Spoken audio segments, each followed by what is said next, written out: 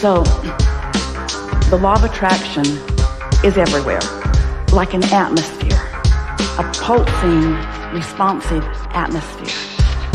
And you all, us too, but you all are entering in, never enter out. You can never exit the sphere of it. But let's say you walk into a new room, and when you walk in, you've walked into this atmosphere, an atmosphere that always exists, but each atmosphere you walk into, each room you walk into, is responding to the components of that. Esther's been trying to find a way. She says, it's like I'm a bag of marbles and you're a bag of marbles. We're all a bag of metal marbles. And the law of attraction is responding to the marbles, the magnetic marbles. So if something just happened and I'm really upset and I'm really mad at somebody and really feeling like a victim, that marble or those marbles, sometimes it's more than one, are really active in me when I walk into the room. And there's 1,000 people in the room, and some of them feel the same way. The law of attraction makes that your experience. So you leave the room and you say, everybody in that room feels just like I do. Because you only have access to what's a vibrational match to you. So this law of attraction atmosphere is responding to what you've been practicing, what you've got going, what's going on with you. So it looks like this particular thing is happening, and it is, you're not wrong. But you got to understand why it's happening, because the assumption that somebody else is gaining control is absolutely not what's happening. You're just using them as your excuse to not have your own control. Esther has said to us, Abraham, if you say that to me one more time, why is it always about me? Why is it always about what I'm doing? Why can't you just for a minute say, they could be different? So we say, they could be different. They could be different. And then we say, and a lot of them are different, but you can't find them when you feel like that. It's easier to observe than to think. That's why we teach meditation. It's easier to quiet your mind than to be looking at something and say, I think I'll look over there. Jesus said, turn the other cheek. But it's not an easy thing to do if there's a lot of momentum going. So if you're able to quiet your mind, you stop thought. When you stop thought, then you got a different bag of marbles. Then things that you care about, that you want, you have better access to. We want to tell you something about your inner being. So your inner being has complete awareness of all of that. The only difference between the physical part of you, and not always, but the only part really worth mentioning here, is that your inner being never pushes against any of them, while you do. So you use them as your reason to not connect with your power, which makes you even badder at them. There they are behaving like that, and here I am looking at them behaving like that, and here I am pushing against that behavior which I do not like, as if I think I should get to decide what parts of the diversity stay and what parts of diversity go. And as I push against any part of it, I disconnect from my true power, and then I'm even more upset with them. Law of attraction is leading you to whatever's most active in your vibration. Esther finally decided she has a few different places that she can be, and all of them have a lot of television. All of them. She has a little apartment in California, and there's 3 televisions in it.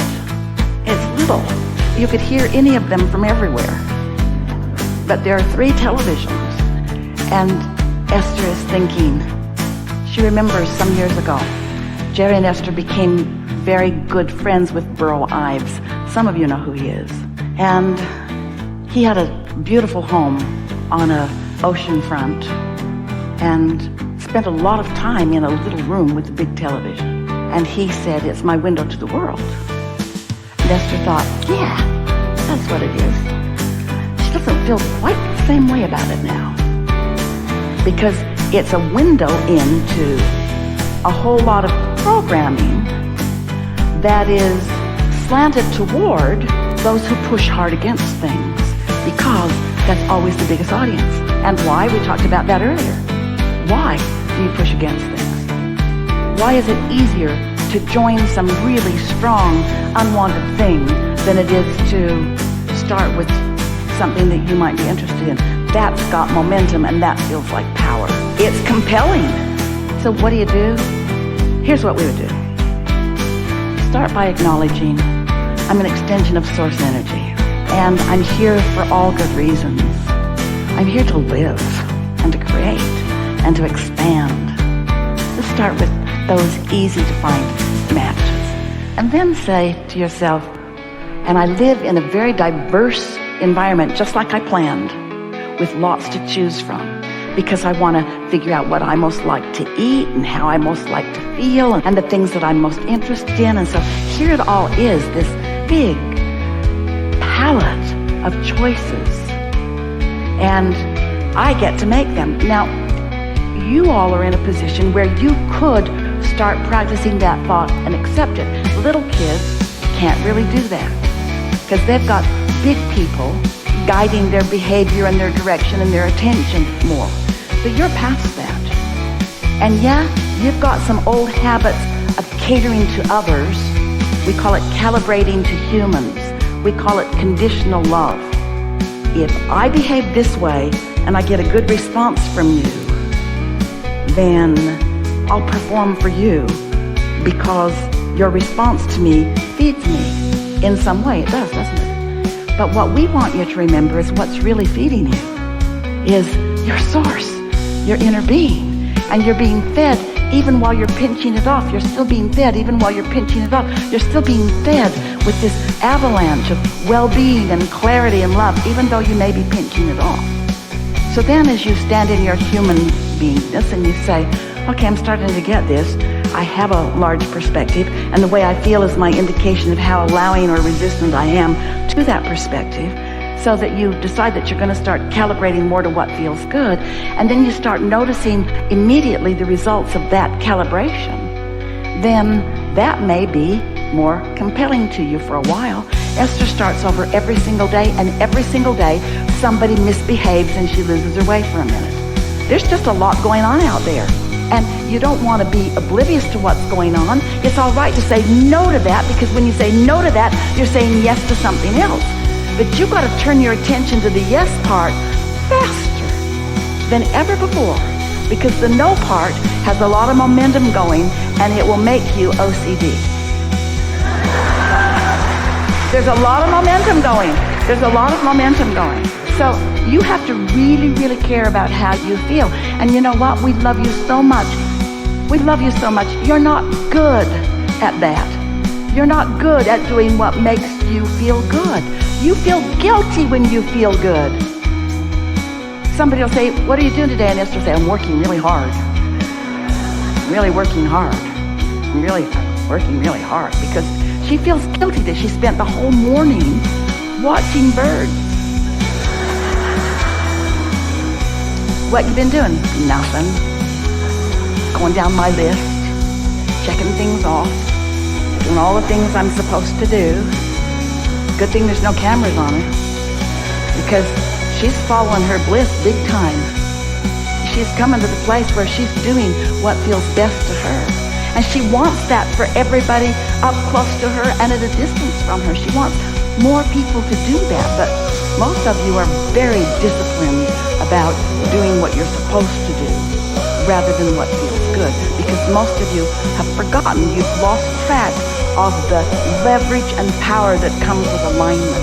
Get into alignment and then get into alignment and then get into alignment and then go do your work and find all the matches in the work that you're doing.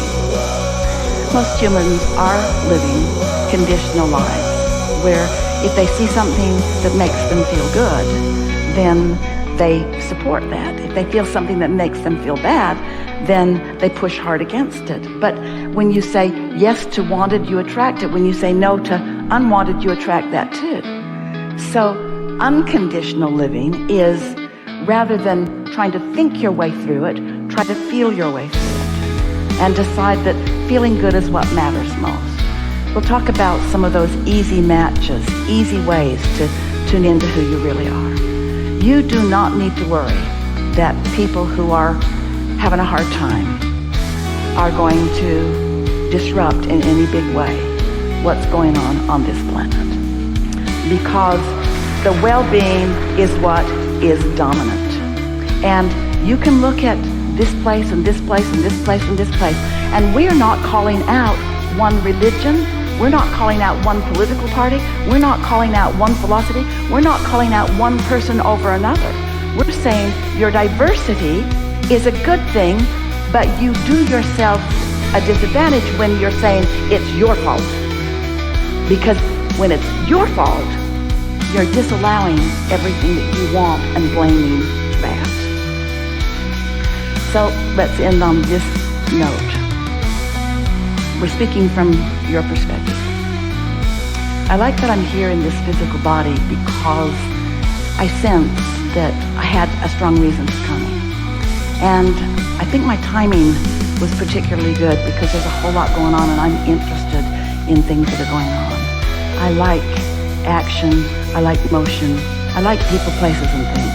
And I like how, as we come together in infinite combinations of people, just think about a person and the depth and breadth of the possibility in a person. And now think about all of the persons and all of the depths and breadths of possibilities in all of the persons. Think about how they came in and why they came in and what they're looking for and what they like and how life has touched them and what they've decided. Think about what their vortex is like, and even more, think about all of the people that are in their vortex because they know them. Even more, think about all the vortices and all of the energy that's been amassed on behalf of just the current, present, now population on planet Earth. Think about what's being summoned for all of us. Think about the experiences that we get to have as we move around the different places, the experiences. Oh, there's so many places to be on this planet. So much variety. A place has more than just something that you can see or something that you can smell. It's got a vibrational habit already. There's a culture there. There's a momentum there. There is a vibrational balance there. There are opportunities that are in the ethers that I get to witness unfolding. The possibility of me rendezvousing with a person or with people in a place or in places at a point in time when they are allowing something that's in their vortex to manifest in their experience is an awesome opportunity. It's something that could happen in every moment of my existence in this physical body. My ability to rendezvous with the wholeness of who someone is my dominant quest. Because I know that there's lots of people rattling around, and I know that they're in various stages of alignment with who they are, but I also know that each and every one of them has an inner being, and each and every one of their inner beings has been gathering cooperative components, and that there are so many people on the brink of something in a moment in time that's just going to knock their socks off, and there's a really strong possibility that I might be there to witness it too, because I'm a vibrational match to that too. I'm not going to spend too much time trying to orchestrate when we rendezvous or how it unfolds. I trust that the law of attraction is doing exactly what the law of attraction does, always making it precise and accurate.